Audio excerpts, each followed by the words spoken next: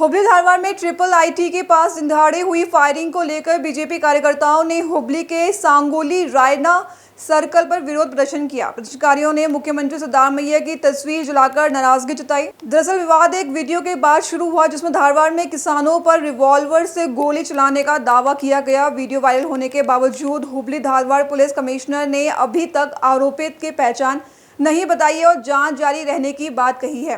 इस पर BJP MLA Mahesh टेंगनकाई ने आरोप लगाया कि हुबली धारवाड़ में लॉ एंड ऑर्डर की स्थिति खराब हो गई है और पुलिस विभाग पर गैर कानूनी गतिविधियों को लेकर भी सवाल उठाए। घटने ಇದೆ ಇವತ್ತು ಎಷ್ಟು ವಿದ್ರೋಹಕ್ಕೆ ಘಟನೆ ಆಗ್ತಾ ಇದಾವೆ ಅಂದ್ರೆ ಒಂದು ಸಂದರ್ಭದಲ್ಲಿ ಹುಬ್ಬಳ್ಳಿ ಧಾರವಾಡ ಅಂದ್ರೆ ಶಾಂತಿ ಪ್ರಿಯ ಅನ್ನತಕ್ಕಂತ ಮಾತಿತ್ತು।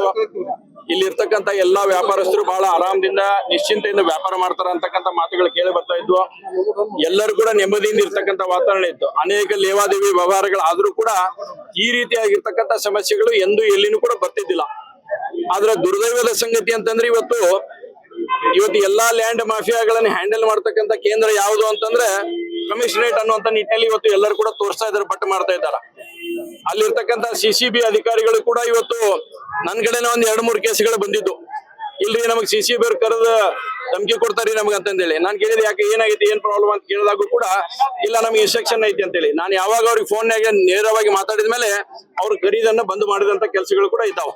ಹೀಗಾಗಿ ನಿನ್ನೆ ಘಟನೆಯನ್ನ ನಾವು ನೋಡಿದ್ರೆ ಇಡೀ ಜಗತ್ತಿಗೆ ಕಾಣುತ್ತ ಯಾರು ಗುಂಡು ಹರಿಸ್ಯಾರ, ಯಾರು ಗುಂಡು ತಗೊಂಡ್ರು, ಯಾರು ಗನ್ ತಗೊಂಡ್ರು ಎಲ್ಲ ಕಂಡ್ರು ಕೂಡ ಇನ್ನು ನಾವು ತನಿಖೆ ಮಾಡ್ತೀವಿ ಹೇಳ್ತಕ್ಕಂತ ಕೃತ್ಯವನ್ನು ನೋಡಿದ್ರೆ ಎಲ್ಲೋ ಇದರಲ್ಲಿ ಯಾವ್ದೋ ಒಂದು ಒತ್ತಡಕ್ಕೆ ಒಳಗಾಗಿ ನನಗೂ ಇರ್ತಕ್ಕಂತ ಮಾಹಿತಿ ನಿನ್ನೆ ಸಾಯಂಕಾಲ ನಡೆದ ಮ್ಯಾಗ ಅವ್ರ ಕಮಿಷನರೇಟ್ ನ ಕ್ಯಾಮ್ರಾ ತೆಗೆದು ತೋರಿಸ್ಲಿ ಯಾರ್ಯಾರು ಬಂದು ಹೋಗ್ಯಾರ ಅಂತ ಹೇಳಿ ಅವ್ರಲ್ಲಿ ಯಾರ್ಯಾರು ಬಂದು ಯಾರ್ಯಾರು ಪರವಾಗಿ ಇನ್ಫ್ಲೂಯೆನ್ಸ್ ಮಾಡಿ ಹೋಗ್ಯಾರ ಅನ್ನುವಂಥದ್ದನ್ನ ಕಮಿಷನರ್ ಅವರು ಇದ್ರ ಕರೆಕ್ಟ್ ಆಗಿ ಹೇಳಿ ಅದನ್ನ ಆ ಟೈಮಿಗೆ ಯಾರು ಬಂದಿದ್ರು, ಯಾರು ಇನ್ಫ್ಲೂಯೆನ್ಸ್ ಮಾಡಿದ್ರು, ಯಾರು ಹಿಡಿಬೇಕಂತ ಹೇಳಕತ್ತಾರ ಅನ್ನುವಂತ ಮಾಹಿತಿಗಳನ್ನ ಕಮಿಷನರ್ ಒದಗಿಸಲಿ। ಇಲ್ಲ ನೀವೆಲ್ಲ ಮೀಡಿಯಾದವ್ರಿಗೆ ವಿನಂತಿ ಮಾಡ್ತೀನಿ, ಆ ಟೈಮಿಂಗ್ ಕೊಡ್ತೀನಿ, ಆ ಟೈಮಿಂಗ್ ನಾಗ ಯಾರು ಬಂದ್ ಹೋಗ್ಯಾರ ಅನ್ನುವಂಥದ್ದನ್ನು ಮಾಹಿತಿ ತಗೋರಿ, ಅವಾಗ ಆ ಕಮಿಷನರೇಟ್ ಯಾರು ಬಂದಿದ್ರು ಅಂತೇಳಿ।